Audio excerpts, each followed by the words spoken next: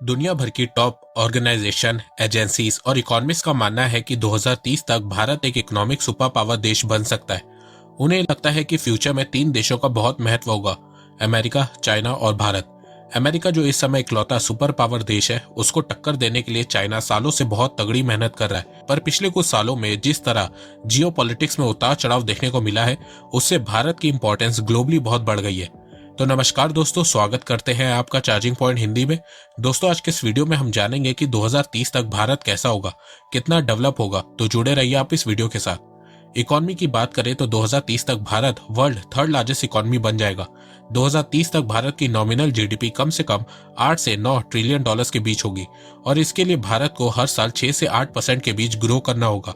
अच्छा, बहुत से लोग कैलकुलेशन शुरू करेंगे और कमेंट में लिखेंगे कि ये पॉसिबल नहीं है। तो देखो, जिस हिसाब से आप जीडीपी कैलकुलेट करते हो वैसे जीडीपी कैलकुलेट नहीं होती है। कुछ लोग सीधे 3.1 ट्रिलियन डॉलर्स का 8 से 10% निकाल देंगे और फिर उसे ऐड कर देंगे और कहेंगे कि निकल गई फ्यूचर जीडीपी।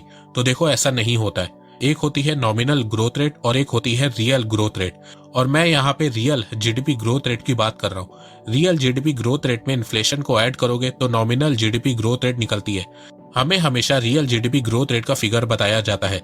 जीडीपी कैलकुलेशन में इन्फ्लेशन को भी ऐड किया जाता है। अब इससे ज्यादा टेक्निकल चीज मैंने बताई तो आप ये वीडियो बंद कर दोगे। और वैसे भी ये जो मैंने फिगर बताया है कि 2030 तक भारत की जीडीपी 8 से 9 ट्रिलियन डॉलर्स के बीच होगी, वो आईएचएस मार्केट ने कैलकुलेट करके बताया है। इसके अलावा अगर कोविड ना आया होता तो भारत 2030 तक आराम से 10 ट्रिलियन डॉलर की इकोनॉमी होता। कोविड ने भारत के 2 साल बर्बाद कर दिए।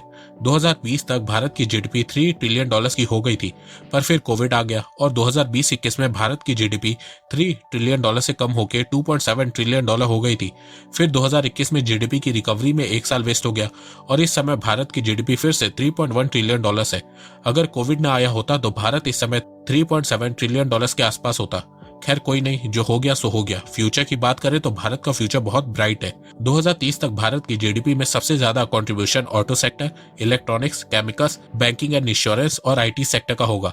2030 तक हर भारतीय की एवरेज इनकम आज के मुकाबले डबल होगी। आज इंडियन की average per capita income 1.5 lakh है, वहीं 2030 तक ये 3.1 लाख होगी। देखो, ये आबादी का एवरेज निकाला गया है, तो हो सकता है कि कुछ लोग इससे ज्यादा कमाएं, कुछ कम। According to World Economic Forum 2030 तक भारत के 80% हाउस होल्ड मिडिल क्लास होंगे और कंज्यूमर स्पेंडिंग में 75% कंट्रीब्यूट करेंगे। 2030 तक भारत का मिडिल क्लास बहुत तेजी से ग्रो होगा, जिसके चलते भारत में कंज्यूमर गुड्स की डिमांड बढ़ेगी। आईएचएस मार्केट की रिपोर्ट के मुताबिक 2030 तक भारत का कंजप्शन एक्सपेंडिचर आज के मुकाबले डबल हो जाएगा, from 1.5 trillion dollars to 3 trillion dollars. 2030 तक भारत के कंज्यूमर मार्केट के बढ़ने से भारत में एफडीआई भी इंक्रीज होगा। फॉरेन इन्वेस्टर भारत में और इन्वेस्ट करेंगे, जिससे भारत का एफडीआई साल दर साल और इंक्रीज होगा। 2030 तक भारत की 60% आबादी अर्बन एरियाज में रहेगी। 2030 तक भारत की कुछ सिटीज बहुत क्लीन होंगी, पर कुछ सिटीज में पॉल्यूशन बहुत मेजर इशू होगा। 2030 तक भारत की लिटरेसी रेट 91.1% होगी, मतलब हर 10 भारतीय में से 9 भारतीय शिक्षित होंगे। अभी भारत की लिटरेसी रेट 74% है। 2030 तक भारत की पॉवर्टी रेट कम होकर 5% पे आ जाएगी और एक्सट्रीम पॉवर्टी खत्म हो जाएगी। एक्सट्रीम पॉवर्टी का मतलब वो होता है जो लोग पर डे 1.9 डॉलर से भी कम कमाते हैं, और पॉवर्टी में उन लोगों को गिना जाता है जो लोग 3.1 डॉलर से कम कमाते हैं। दोस्तों, ये तो मैं आपको भारत के उज्जवल भविष्य के बारे में बता रहा हूँ, पर अगर आपको भारत की एंशिएंट और अर्ली मिडिवल हिस्ट्री के बारे में जानना है, जो आपको स्कूल कॉलेजेस में भी नहीं बताई गई है, तो अब आप कुकू एफएम ऐप की मदद से भारत की एशियन हिस्ट्री के बारे में जान सकते हैं। कुकू एफएम ऐप भारत का लीडिंग ऑडियो पॉडकास्टिंग प्लेटफॉर्म है, जिसमें 1000 से ज्यादा ऑडियो बुक्स हैं। सबसे अच्छी बात यह है कि ये मेड इन इंडिया ऐप है और इसकी रेटिंग 4.5 स्टार्स है। अगर आपके पास पढ़ने का टाइम नहीं रहता है या आपको पढ़ना बोरिंग लगता है, तो अब आप कुकू एफएम ऐप की मदद से कभी भी और कहीं पे भी भारत की हिस्ट्री के बारे में सुन सकते हैं।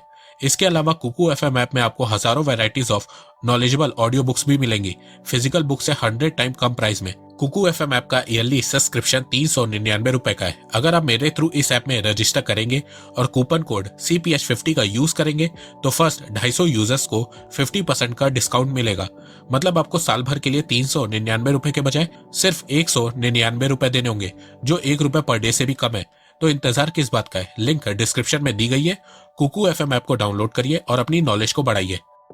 डिफेंस की बात करें तो जैसे जैसे भारत की इकोनॉमी स्ट्रांग होगी, भारत का डिफेंस बजट भी इंक्रीज होगा।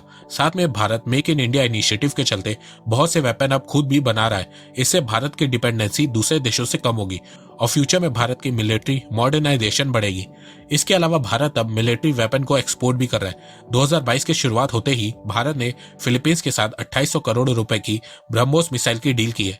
भारत ने डिफेंस को स्ट्रांग बनाने के लिए देश में 2 डिफेंस कॉरिडोर भी बनाए हैं। इन कॉरिडोर की मदद से 2030 तक भारत की डिफेंस तो मजबूत होगी ही, साथ में भारत की अर्थव्यवस्था में डिफेंस सेक्टर का योगदान भी बढ़ेगा। इंफ्रास्ट्रक्चर की बात करें तो 2030 तक भारत का इंफ्रास्ट्रक्चर बहुत बेहतर होगा। Dedicated freight corridor, Bharatmala, Sagarmala complete हो चुके होंगे। इसके अलावा बहुत से इंडस्ट्रियल कॉरिडोर भी कंप्लीट हो चुके होंगे और ये भारत की अर्थव्यवस्था में बहुत योगदान दे रहे होंगे। पर कभी कभार मैं ये भी सोचता हूँ कि अगर ये इंफ्रा प्रोजेक्ट 10 साल पहले बनना शुरू हुए होते तो आज ये बन के तैयार हो जाते और भारत की अर्थव्यवस्था को बढ़ाने में बहुत योगदान देते। ट्रेड की बात करें तो 2030 तक भारत का ट्रेड आज के मुकाबले 3 गुना होगा। आज भारत 700 से 800 बिलियन डॉलर्स का ट्रेड करता है।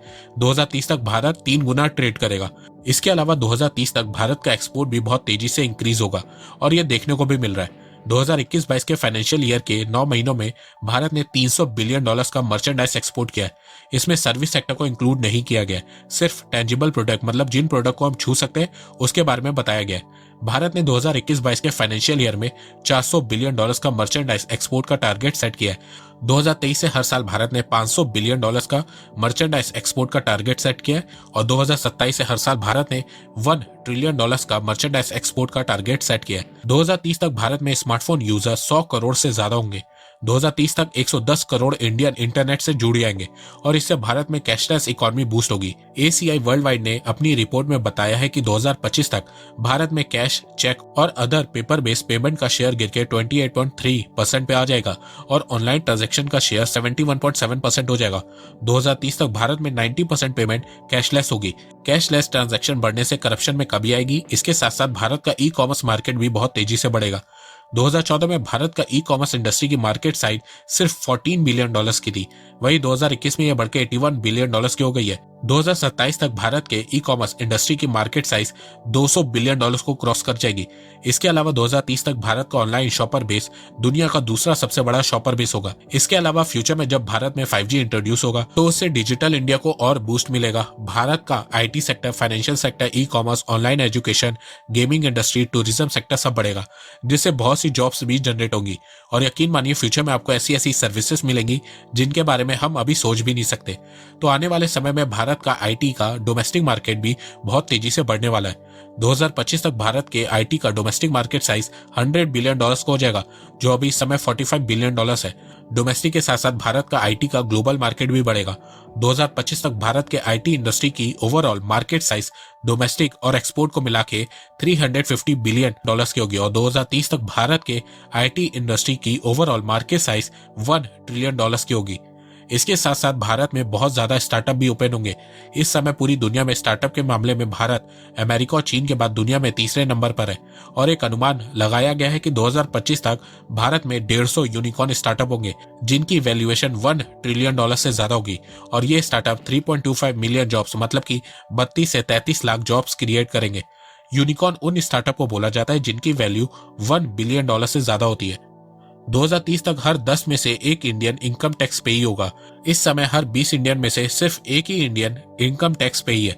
अब जब देश में लोगों की इनकम बढ़ेगी, डिजिटल ट्रांजैक्शन बढ़ेंगे, फॉर्मल ट्रांजैक्शन बढ़ेंगे, ट्रांजैक्शन की ट्रांसपेरेंसी इंप्रूव होगी, तो इसके चलते भारत में टैक्स पेयर्स भी बढ़ेंगे। इसके अलावा 2030 तक क्राइम में 1/3 मतलब कि 30% की कमी आएगी। 2030 तक भारत का फर्टिलिटी रेट 2 से कम हो जाएगा। जब फर्टिलिटी रेट 2 से कम होने लगेगा तो भारत की आबादी गिरने लगेगी। 2030 तक जितनी यूएस की आबादी है उससे ज्यादा साल भर में भारतीय फ्लाइट से ट्रेवल करेंगे। 2007-8 में 4.4 करोड़ भारतीयों ने फ्लाइट से ट्रेवल किया था। 2017-18 में यह नंबर इंक्रीज होकर 12.3 करोड़ हो गया था। 2030 तक यह नंबर इंक्रीज होकर 46.2 करोड़ हो जाएगा। 2030 तक भारत की लाइफ एक्सपेक्टेंसी 72 ईयर्स की हो जाएगी। 1947 में ये 35 ईयर्स की थी, अभी ये 67 ईयर्स की है। इसका सिंपल सा मतलब ये है कि भारत में लोगों की लाइफ एज बढ़ेगी, मतलब लोग ज्यादा जिएंगे। इसके अलावा 2030 तक भारतीय का इलेक्ट्रिक पावर कंजप्शन डबल हो जाएगा, मतलब जैसे जैसे भारत में लोगों की इनकम बढ़ेगी वैसे वैसे उनके घर में इलेक्ट्रॉनिक्स आइटम इंक्रीज होंगे और उससे उनका इलेक्ट्रिक कंजप्शन बढ़ेगा। तो दोस्तों, जितना मुझे पता था मैंने बता दिया कि 2030 में भारत कैसा होगा। इन सब के अलावा अगर मेरे से कुछ छूट गया है और अगर आपको कुछ पता है तो वो आप मुझे कमेंट सेक्शन में बता सकते हैं, मैं उस कमेंट को पिन कर दूंगा। तो दोस्तों, मुझे लगता है कि अब आपको सब समझ में आ गया होगा। तो अगर आपको ये वीडियो पसंद आए तो आप इस वीडियो को लाइक कीजिए, और अब आप मुझे सपोर्ट भी कर सकते हैं पेट्रियन और यूट्यूब में ज्वाइन बटन के थ्रू। एक बात मैं कहना चाहता हूँ, आप जितनी मेरी वीडियोस को शेयर करेंगे उतनी ही रीच मेरी बढ़ेगी और उतने ही लोग मेरे से जुड़ेंगे। तो वीडियो को शेयर करना, चैनल को सब्सक्राइब करना बिल्कुल भी मत भूलिएगा। मैं ऐसे ही एजुकेशनल वीडियोस लाता रहूंगा आप लोगों के लिए।